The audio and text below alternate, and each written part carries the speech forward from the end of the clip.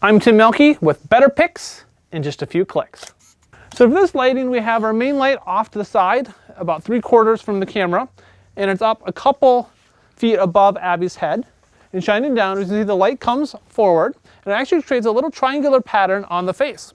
And if I move the reflector out of the way, you can see there's now a nice defined triangle on the opposite side of the face. So the main light lights the one side of the face. The nose and the cheek has a little triangular pattern called the Rembrandt style of light. The style, Abby, looking right here. There you go. 1, 2, and 3. And brings in just that light coming from the side. I'm also going to bring in a reflector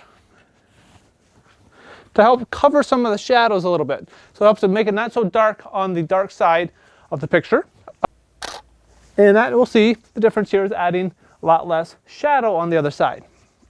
The next lighting setup we'll look at is the butterfly lighting setup.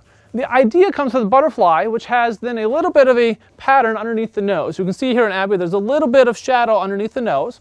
That creates just a more glamorous look.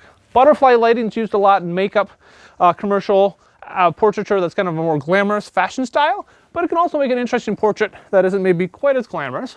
One thing you want to avoid though, if you can try it, is if you get too close to the light, if Abby looking right at the camera over here, you can see that the light actually starts to get too much where the shadow gets a little bit into the lips. The shadow drops down into the lips, which can be not necessarily as attractive or good of a portrait.